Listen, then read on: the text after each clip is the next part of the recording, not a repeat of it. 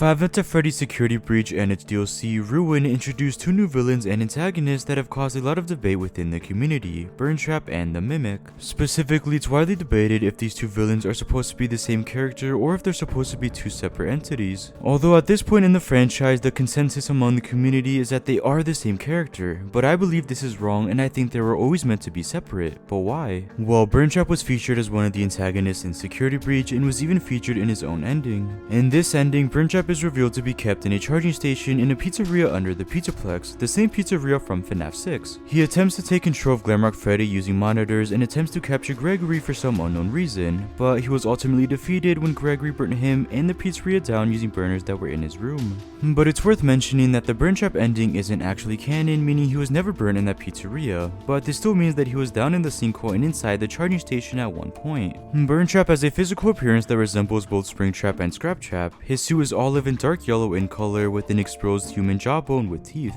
His endoskeleton resembles a combination of the Glamrock animatronics and a Springlock endoskeleton. His eyes are pitch black with purple glowing pupils. His right foot's endoskeleton is completely exposed while his left foot still has its costume covering. Mimic, on the other hand, was featured as the antagonist in the Ruin DLC and was also featured in all three endings. In Ruin, the Mimic lures Cassie down to the bottom of the sinkhole where he is trapped using a walkie-talkie while mimicking Gregory's voice. He is then freed by Cassie and begins to chase her before Roxy steps in attempting to stop him. She ultimately fails as the Mimic begins to chase Cassie throughout the caves of the sinkhole, but she is able to escape in an elevator before it is cut by Gregory to prevent the Mimic's escape, ending Ruin. The Mimic has a smaller squared-off head similar to older classic endoskeleton models with teeth similar to the daycare attendant's endoskeleton teeth. Its right hand also resembles the classic endoskeleton one with 4 fingers on it, while the left hand resembles the one Burntrap has. Both its legs are also different from one another. The left leg has some sort of wiring encasing it and looks similar to Withered Bonnie's leg, while the right one resembles Spring Bonnie's. So why do fans believe that these two characters are similar when their designs aren't that identical? Well, when looking at the evidence, there's actually a lot supporting this idea. So starting by comparing them side by side, there doesn't seem to be a single similarity at all, but when we start to look deeper, that's when the similarities are obvious. When looking at their legs, they both don't match. Both of their left feet have a different foot than the right one, and both of their left feet only have 3 toes. Both of their left arms have 5 fingers and their necks are also slightly similar. And finally, they both have a similar pose where their left arm is raised but their wrist is flat.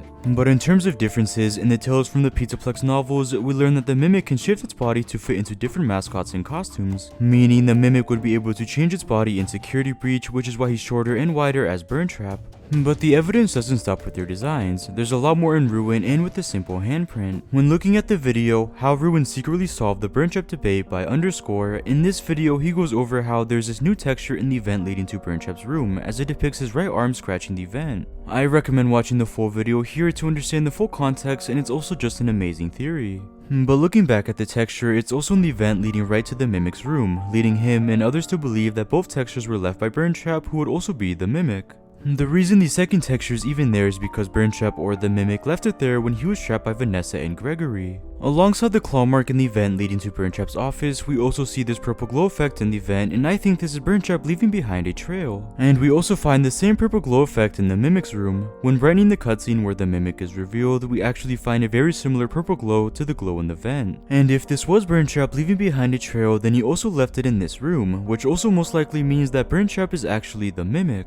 The reason we find this purple glow here as well is because it came from the Mimic, who is also Burntrap. So far it looks like Burntrap is the exact same character as the Mimic, and there's even more evidence that comes from the Tales from the Pizzaplex novels that supports this idea. In Tiger Rock, we learn that the Mimic climbed into a costume that was already being worn by a girl named Kelly. As a result, this killed her, and the Mimic's endoskeleton fused with the girl's flesh, which most likely left parts of her body on the endoskeleton.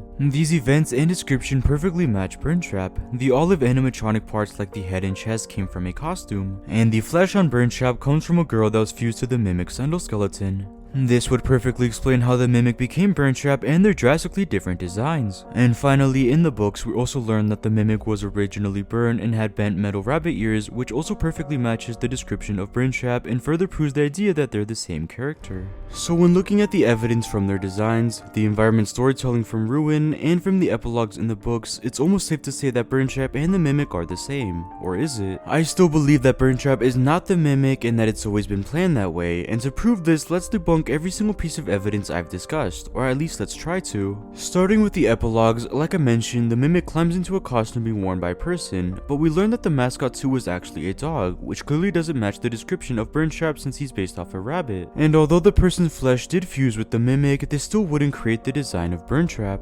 Burntrap's entire head is made of flesh, which feels intentional, and the way the flesh wraps around his endoskeleton also feels intentional. It's hard to assume that Burntrap's design would be the result of a human being crushed into the Mimic, especially when Burntrap has teeth and a bone for a finger. So I think it's actually safe to assume that this epilogue is describing another incident with the Mimic that does not involve Burntrap. And now, most importantly, I want to focus on their designs, as the simple truth is, their designs are just too different to say that they are the same or that they ever became the same. Sure, they have some similarities like their arms and pose, but the core of their designs are almost polar opposites. Burntrap was very clearly made using a glamrock endoskeleton, and the flesh was built onto him intentionally. The flesh wraps around his body in a specific way where it covers most of the endoskeleton. This wasn't an accident like it was portrayed in the books. Comparing this endoskeleton to the Mimics, they are completely different. The Mimic's endo is much older and skinnier. It even looks to be made of many different parts, unlike Burntrap. Now I'm sure you may be thinking that the Mimic can change the structure of his body, so you could have changed it to look like Burntrap. But this really only applies to his size, as in the books he shrinks down to fit into a vent or expands himself to fit into a costume. But this doesn't mean he can magically change the core structure of his endo to become more modern, and he can't just add parts to himself as he wishes like the many extra parts Burntrap has. Although he can change his size, he can't change the fundamentals of his endo, like his face shape, that are drastically different. And to further prove the idea that they're different, I want to expand on the point that Burntrap's design was intentional to keep William alive. When looking at Burntrap's model, and at something I haven't seen anyone else discuss before, Burntrap is being held together by metal screws and plates. His chest and back are being held together by 2 plates, he has 2 plates in his head connecting his mask to his skull, and he even has metal plates connecting his flesh to his leg. His costume was intentionally placed and made to fit around the endoskeleton and flesh, presumably to protect him and to make him stronger. Which is not what happens in the epilogue when the Mimic wears that costume. Not to mention, we also learn Burntrap is being kept alive by this charging station, as we learn an immense amount of power was being sent to the sinkhole to again keep him alive. Also, when looking at the way they move and their behaviors, they are completely different. When Burntrap is free, he looks weak and fragile, almost as if Burntrap wasn't done being created. Even the way he walks is also very limp and weak, so again, I think without this charging station, he wouldn't be able to stay alive. But the Mimic, on the other hand, clearly doesn't need a charging station to stay alive. We can assume he was behind that concrete wall for some time now without a charging station, and again he appears fine. Even the way the Mimic walks is much different than Burntrap, as he's able to run while chasing Cassie throughout the caves. He also appears to be much stronger than Burntrap, and there's a clear difference between the two physically. And finally, when looking at Underscore's video and at this purple glow, it's also actually found in this cave and in other random parts of the caves, which is why I don't think it can be a real wave showing where Burntrap has been, especially since the purple glow in the vent is much stronger and different than the other purple glows in the caves and in this room where the Mimic was found. But I'll get back to this handprint soon. When trying to decide if they're the same character, my biggest issue is obviously the design. By saying that Burntrap and the Mimic are the same, we are essentially retconning Burntrap and his design just for the sake of saying he's the same as the Mimic.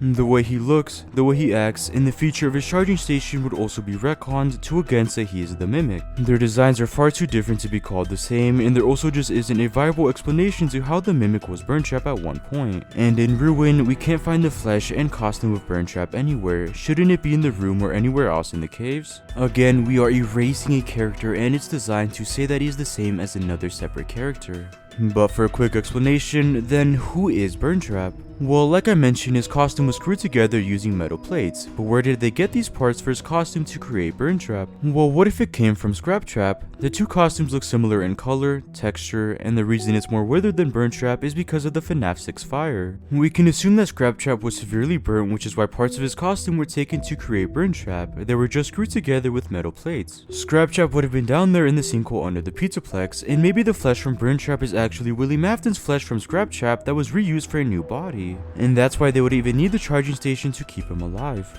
But you may be wondering, what about the claw mark in the vent and how can we debunk this? Well, the truth is that you really can't. This is clearly Burntrap's hand, meaning he also left the claw mark in the Mimic's vent. The only real way to explain it is that Burntrap left his claw mark here when wandering around the sinkhole after the events of Security Breach. That's why we might even find the purple glow in this room, as it was him trying to find a way out separate from the Mimic.